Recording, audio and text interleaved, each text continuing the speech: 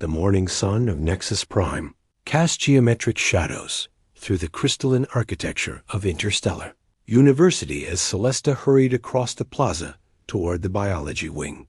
Her silver skin shimmered with each step, reflecting the light and patterns that marked her as a native of Luminara, a world where emotions manifested as subtle luminescent ripples across one's skin. Right now, those ripples betrayed her nervous excitement about today's lecture.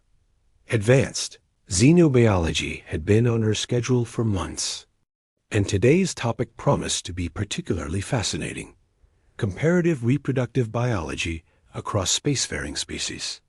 As someone who had spent her entire life in a society where mating occurred once every 7 planetary cycles during the sacred alignment, Celesta found the diversity of reproductive strategies throughout the galaxy endlessly intriguing.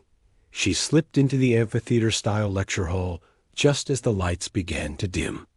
The room was already filled with students representing dozens of species: the crystalline quarians, the gaseous nebulites contained in their translucent suits, the towering Grindorians with their 4 arms, and scattered among them, a handful of humans.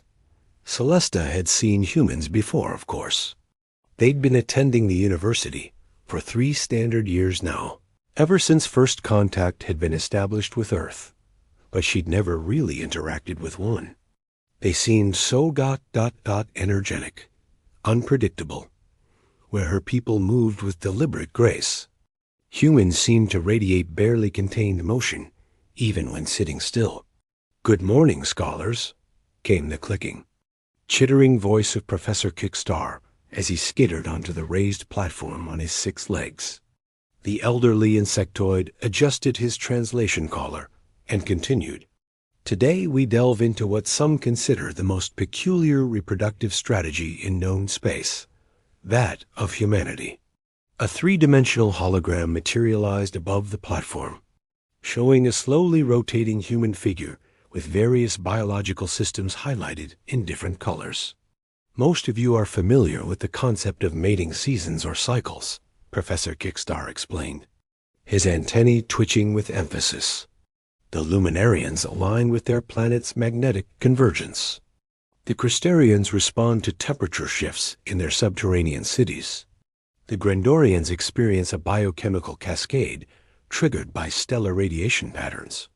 These cycles allow species to optimize resources, ensure genetic fitness, and maintain social stability." Celesta nodded along, her fingers poised over her datapad to take notes. This was all familiar territory. Humans, however, the professor paused dramatically, have no mating season whatsoever. A confused murmur rippled through the lecture hall. Celesta's skin flickered with surprise, pale gold patterns dancing across her silver complexion. "I'm sorry, Professor," called out a Quarian student, their crystalline voice chiming like bells. "Could you clarify? Do you mean their mating season is continuous throughout their year?" No. Professor Kickstar's mandibles clicked in. What Celesta had learned was amusement. "I mean they have no season at all. Human males are biologically capable of reproduction every single day of their adult lives. Human females have a monthly cycle, but unlike most species, they remain receptive to mating throughout that cycle, not just during peak fertility." Celesta's fingers froze above her datapad. "Every day? That couldn't be right. How did they function? How did their society not collapse into chaos?" "This continuous fertility has profound implications," the professor continued. "It has shaped human psychology, social structures, and even their approach to interpersonal relationships. They have developed complex cultural rules and personal boundaries to manage what is essentially constant biological readiness." A hand shot up from the human section of the room. Celesta found her gaze drawn to the owner, a young man with dark hair and an easy confidence in his posture. His skin was the fascinating peachy tan color that humans came in, and when he smiled, she noticed it reached his eyes in a way that made something flutter unexpectedly in her chest. "Yes, Mr. Reynolds?" Professor Kickstar acknowledged, I just want to clarify. Professor, the human said, his voice carrying clearly through the hall, that while the biology you're describing is accurate, it doesn't mean we're all walking around unable to think about anything else. We have the same capacity for rational thought, professional behavior, and self-control as any other sentient species. An excellent point, the professor agreed. The biological capacity for constant reproduction does not equate to constant reproductive behavior. However, it does influence human culture in fascinating ways. Their concept of romance, for instance, is far more elaborate than most species require. Celesta scribbled notes furiously, her mind racing. Romance. She knew the word from human literature that had begun circulating through the university, but she'd always assumed it was artistic exaggeration. Could it be that these humans actually experienced such intense, ongoing emotional connections? The lecture continued, delving into the biochemistry of human attraction, the role of hormones like oxytocin and dopamine, and the psychological impact of their unique reproductive strategy. With each revelation, Celesta felt her understanding of the universe shifting slightly. Here was a species that lived with an entirely different biological reality, yet had achieved spaceflight, built stable societies, and produced art and literature that moved readers across the galaxy. As Professor Kickstar dismissed the class, Celesta gathered her belongings slowly, still processing everything she'd learned. The amphitheater buzzed with animated discussions as students filed out. Pretty wild stuff, huh? Celesta looked up to find the human from earlier, Mr. Reynolds, standing beside her row. Up close, she could see the variations in his skin tone, the way his eyes held flecks of amber and green, the slight stubble on his jaw. Her skin rippled with an involuntary pattern of curiosity and something else she couldn't quite name. Yes, it was quite informative, she managed, adjusting the strap of her bag over her shoulder. He extended his hand, and she remembered this was a human greeting gesture. Marcus Reynolds.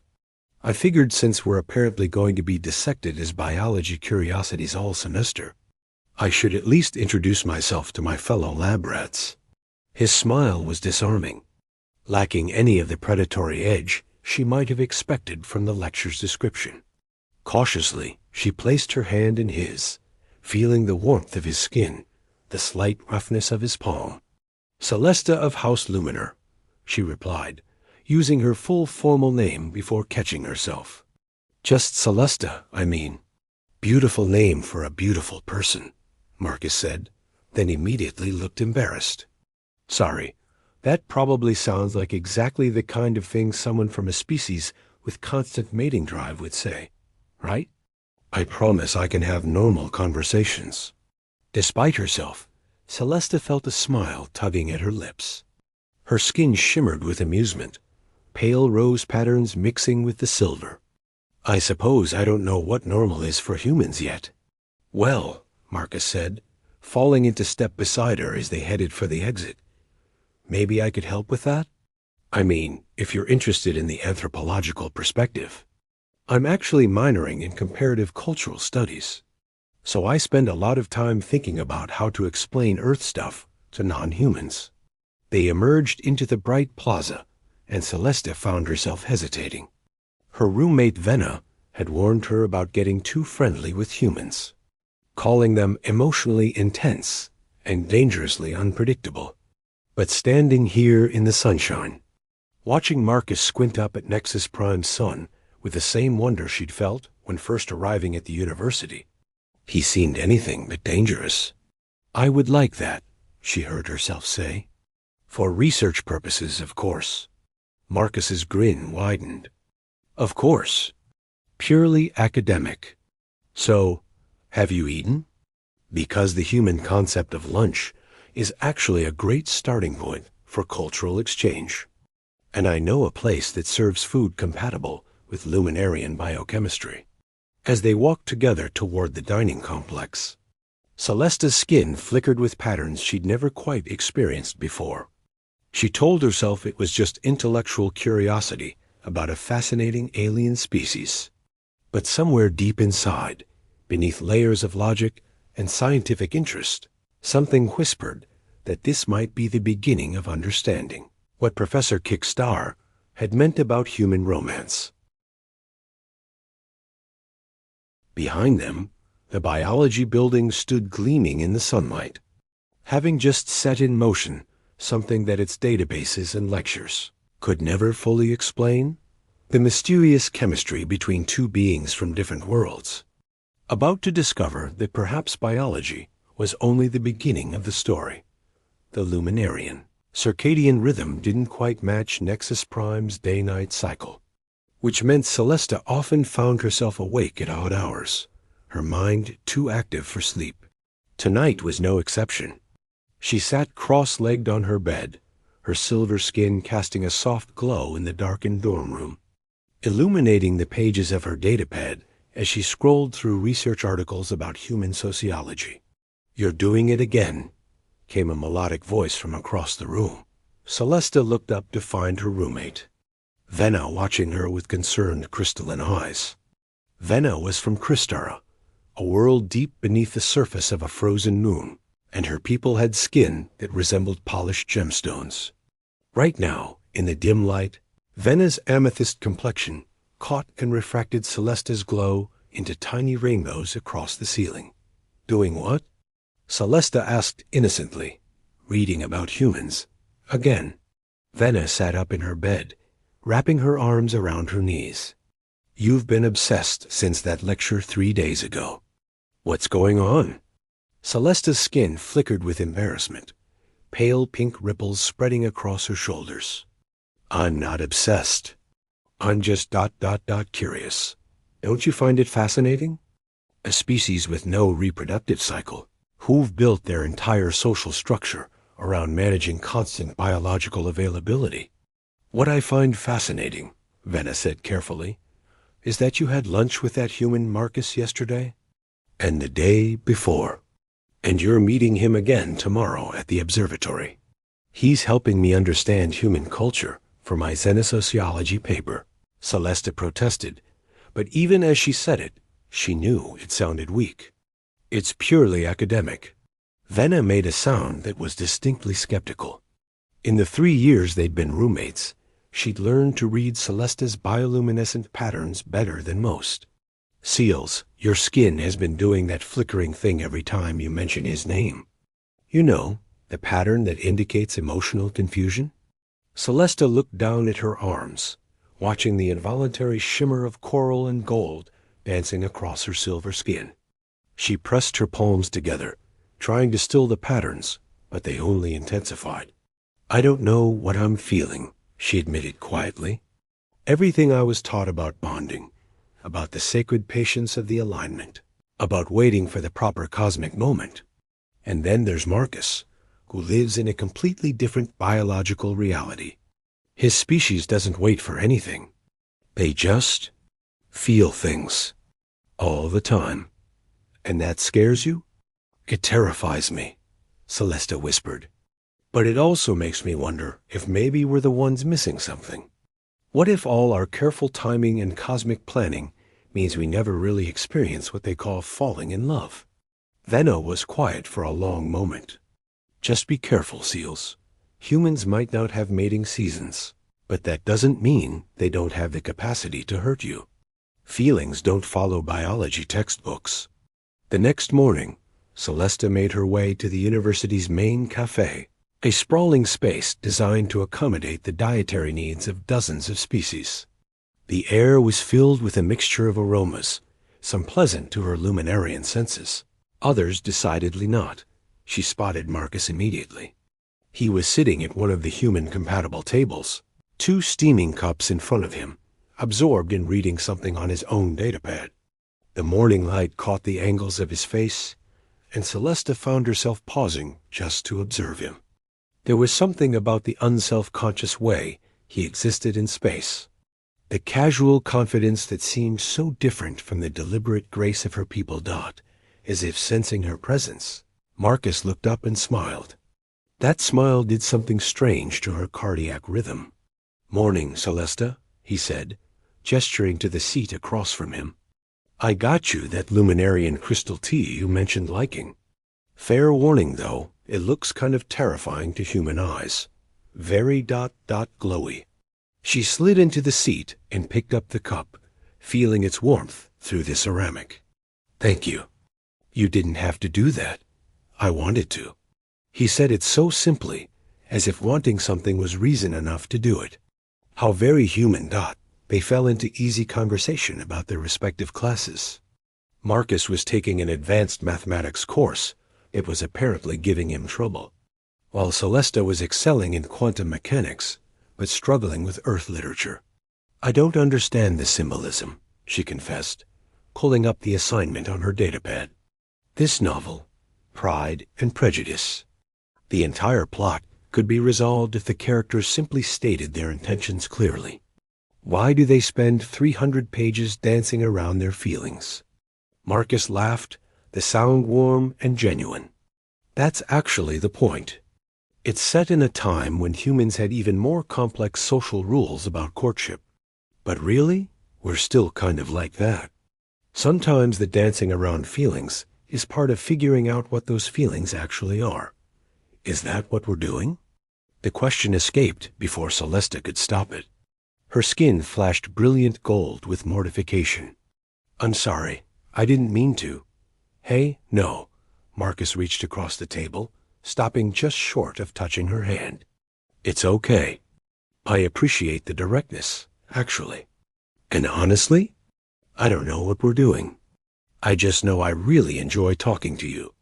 You see the universe in ways I never considered. And you ask questions that make me think about my own existence differently." Celesta's skin rippled through a complex pattern of emotions she couldn't fully name. On Luminara, we have a saying, "The stars reveal themselves only to patient observers." We're taught to wait, to watch, to let things unfold in their proper time. "And on Earth," Marcus said softly, "we say carpe diem, seize the day. Because we're a species that knows, time is always moving, and sometimes if you wait too long, the moment passes forever." They sat in silence for a moment, the weight of two entirely different philosophies hanging between them. "I should go," Celesta said finally, though she made no move to stand. "I have a lab session in 20 minutes. "Same," Marcus replied, but neither of them moved. Finally, Marcus stood and gathered his things. "The observatory tonight? You promised to show me how to read luminarian star charts." "Yes," Celesta agreed, relief and anticipation warring within her. Tonight. The day passed in a blur of lectures and laboratory work, but Celesta's mind kept drifting back to that moment in the cafe, to the almost touch of Marcus's hand, to the way his eyes had held hers with an intensity that made her skin patterns go chaotic.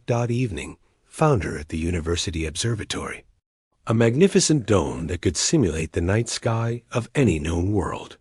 She arrived early, programming the display to show the constellations visible from Luminara, watching the familiar patterns emerge against the artificial darkness. "Wow," came Marcus's voice from behind her. "That's incredible." He'd changed from his casual daytime clothes into something slightly more formal, and Celesta wondered if he'd done so deliberately, if humans dressed up for moments they considered important. She was suddenly very aware of her own simple tunic, the way her bioluminescence played across the fabric. "This is what the sky looks like from my home," she explained, gesturing to the stellar display above them. "That constellation there, the one that looks like a spiral, we call it the Dancer. According to our oldest stories, it represents the cosmic rhythm that all life follows." Marcus moved closer, craning his neck to see. "It's beautiful. On Earth, we see different patterns. We turned them into myths about gods and heroes, stories to explain what we didn't understand." "What do you see when you look at stars now?" Celesta asked. "Now that you know what they really are, that they're suns like yours, with worlds like mine orbiting them?" "I see possibility," Marcus said quietly. He turned to face her, and in the dim light of the simulated stars, his expression was serious. I see a universe so much bigger and more complex than anything my ancestors imagined. I see proof that we're not alone, that life finds a way everywhere, in forms we never expected. He took a small step closer. And sometimes, when I'm lucky, I see someone who makes me want to understand all of it better, who makes me realize that the greatest exploration isn't traveling between stars. It's learning to bridge the space between two people from different worlds. Celesta's skin erupted in patterns of deep blue and silver, a combination that in Luminarian culture signified profound emotional stirring. Marcus, I don't know how to do this. My people don't have a framework for what you're describing. We don't have casual relationships or whatever humans call it, when two people spend time together and feel ... connected? Marcus offered. Attracted? Interested in seeing where something might go? Yes, all of that, Celeste breathed. All of it at once, and it's overwhelming. I was taught that emotional bonds form slowly, carefully, with cosmic timing. But this feels like falling off a cliff. Would it help if I told you I'm just as confused? Marcus asked with a slight smile. I've never been interested in someone from another species before. I don't know the rules, or if there even are rules. All I know is that when I'm with you, I feel like I'm seeing the universe for the first time. He extended his hand, palm up, an offering rather than a demand. So maybe we figure it out together? No expectations, no rushing, just seeing where this goes? Celesta stared at his hand for a long moment. On Luminara, physical contact outside of family or bonded pairs was rare sacred. But she was light years from Luminara, standing under simulated stars with a human whose species had never learned to wait for perfect timing. Slowly, she placed her hand in his dot the moment their skin touched. Her bioluminescence flared bright enough to cast shadows across the observatory dome. Marcus's hand was warm, his fingers slightly rough, his grip gentle but sure. She could feel his pulse where her fingertips rested against his wrist. The steady rhythm of a heart that beat without regard to cosmic cycles or planetary alignments. Your skin, Marcus said with wonder, watching the patterns of light dance across her arm where they touched. Does it always do that? No, Celesta admitted. Only when experiencing strong emotions. I can't control it. My people believe it keeps us honest, that we can never truly hide what we feel. That must be terrifying sometimes. It is, she agreed, but also ... freeing. I don't have to find the right words when my skin speaks for me. They stood like that for several minutes, hands joined, watching the simulated stars wheel slowly overhead. Celesta felt something shifting inside her, some careful structure she'd built her entire life, beginning to crack and reform into a new shape. Can I ask you something? Marcus said eventually. That lecture, the one about human reproductive biology, did it scare you? Learning that we're so different? Celesta considered the question carefully. At first, yes. It seemed chaotic, uncontrolled. But then I thought about what Professor Kickstar said about human romance, about how you've built this entire emotional architecture around something that could have just been biological imperative. You took something that could have been simple and made it into art, into poetry, into stories that move people across the galaxy. She squeezed his hand gently. So no, it doesn't scare me anymore. It makes me want to understand. It makes me want to know what it's like to feel things without waiting for the universe to give permission. Marcus's smile was brilliant. Then maybe I could take you somewhere tomorrow? There's a place in the cultural district, a human restaurant that serves food from all over Earth. We could make it a proper date, if you want. No more pretending. It's just academic research. Celesta's skin blazed with patterns of joy and terror and excitement all mixed together. A date, she repeated. testing the human word. Yes, I think I'd like that very much. As they left the observatory together, still holding hands, neither of them noticed Venna watching from behind one of the telescopes, her crystalline features arranged in an expression of fond concern. She pulled out her communication device and typed a quick message to her own partner back on Kristara. Seals is falling for a human.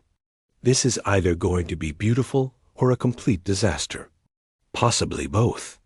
The universe, vast and indifferent to the worries of students, continued its endless rotation. But on one small university campus, orbiting a binary star system at the crossroads of galactic civilization, two people from impossibly different worlds were taking the first tentative steps toward discovering that perhaps the greatest distance wasn't measured in light years, but in the courage required to open one's heart to the unknown.